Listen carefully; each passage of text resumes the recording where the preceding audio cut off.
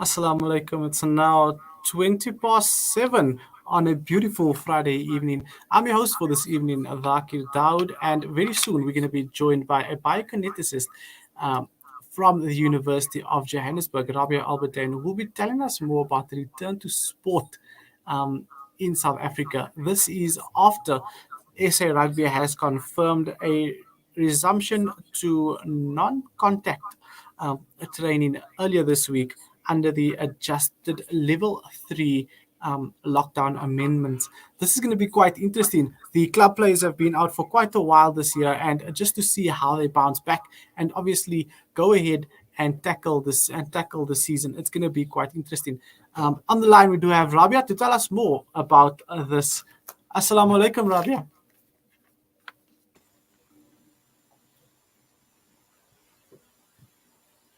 Looks like the line is just dead for a second there. Assalamu alaikum, Rabia. Can you hear us?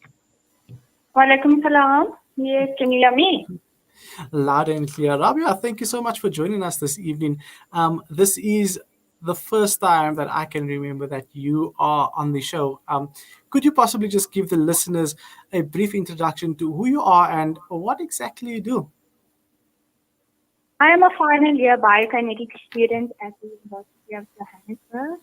I am also a qualified sports massage therapist and have massaged a few professional athletes, which has been very exciting for me.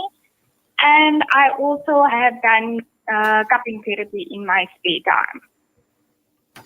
Well, that's quite a lot that you've been getting up to in order to get our athletes to perform at the highest level. Rabia, there's going to be now a different challenge for you, and I'm sure a lot of people in your industry are going to be experiencing the same issues.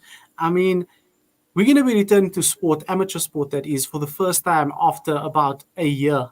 And athletes that have built their fitness level up to a point where they could contest and compete at, let's say, just below the highest level. How do they get back into the swing of things? I mean, how do we return to training and get back to the levels that these athletes were in order for them to compete at that intensity?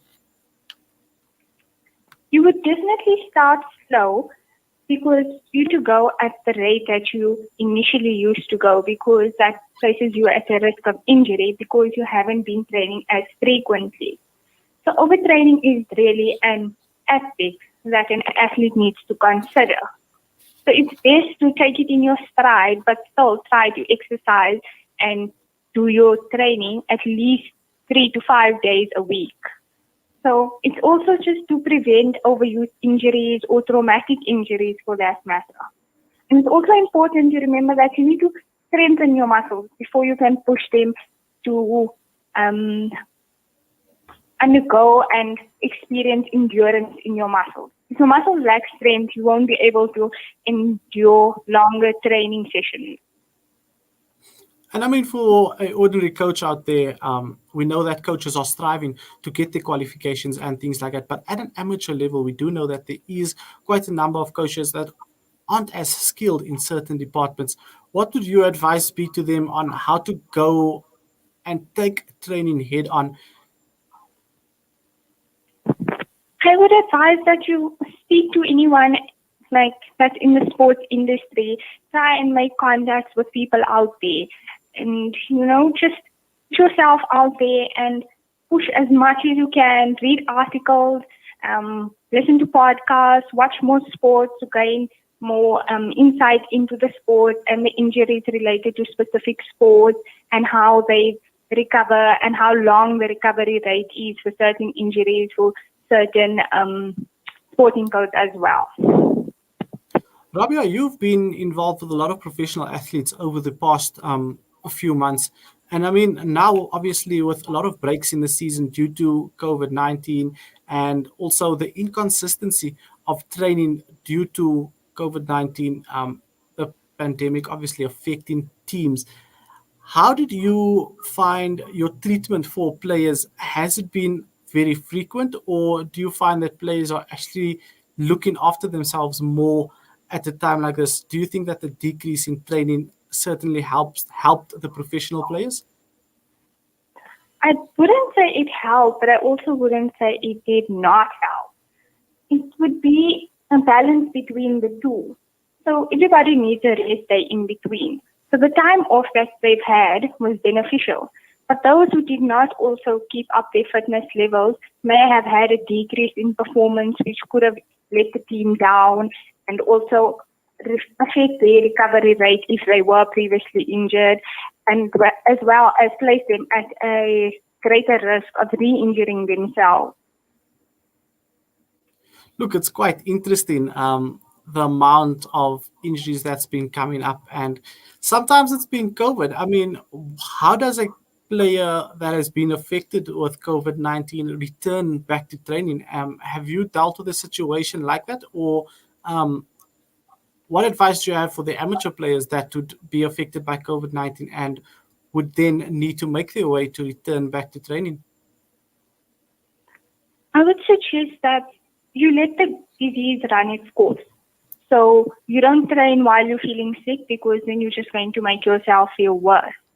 So once the disease, the pandemic, the COVID itself has almost left your body, then only do you start training. And you do light exercises. You start with maybe even just blowing in the balloon to strengthen your lungs. So you don't do physically strenuous activities about at least a month or two after having COVID. So with that being said, also take your necessary vitamins, and sleep is a very important aspect in an athlete's life. So you need to get proper restful sleep to ensure that your performance is at its best.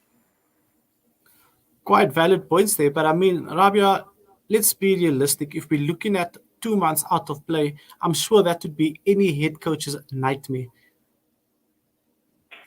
But if you go back too soon, you could injure yourself, and then that would just be even longer out of play, which could lead to muscle fatigue. I mean, not muscle fatigue, sorry, muscle atrophy. And then you just be worse off than before you had COVID and had you stayed out those 2 months. And we do know, I've seen recently in the news that there's been an increase in the prices of stuff like ginger and things that could actually help you combat COVID-19. Nutrition wise, what are some of the things that can actually keep our athletes healthy and get them performing at the best of their ability? Having a spoon of honey every day is really beneficial for anyone, whether you're an athlete or not, as well as black seed oil. I mean, the black seed itself, whether you mix it with water, or you take the oil and you rub it on your affected area. Black seed is really good for recovery of muscle injuries, muscle pain, and just any discomfort that you may be feeling in general. That's quite an interesting one there. And Rabia, you said you're quite into assisting athletes and normal individuals, for that matter, with recovery and injury. What are some of the services that you offer, and what are the benefits of, let's say, your massage therapy, for example? So I do sports tapping, I do sports massage therapy, as well as tapping therapy. So each of them have their own benefits, but an athlete would be, a sports massage would be most beneficial for an athlete. It relaxes the tired muscles after a strenuous game. It also that eases the pain that they may be feeling.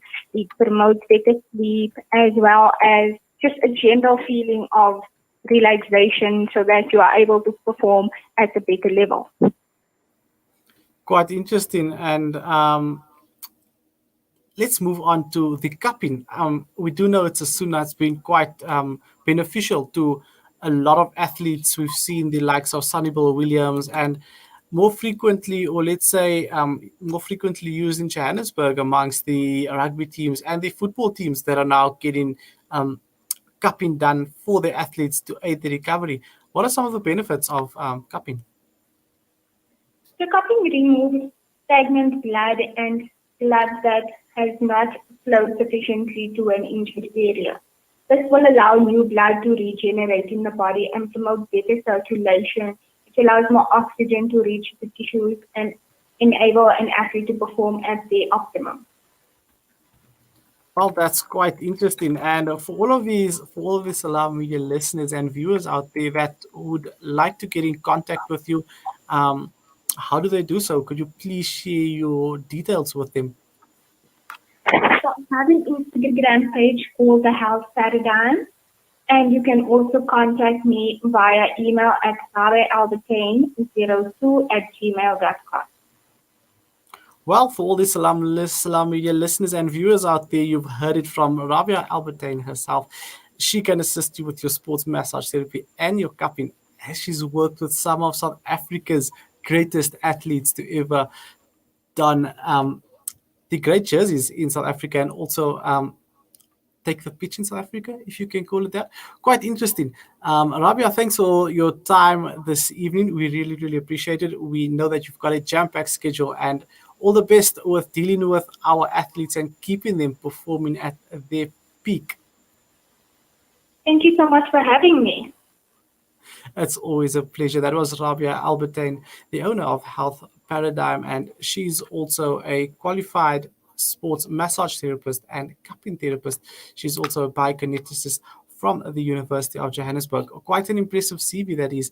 And for all of our listeners and viewers that would like to get in contact with her, she does have an Instagram page that's the Health Paradigm, and you can also contact her on her email that she just shared with us. It's rabiaalbertyn02@gmail.com.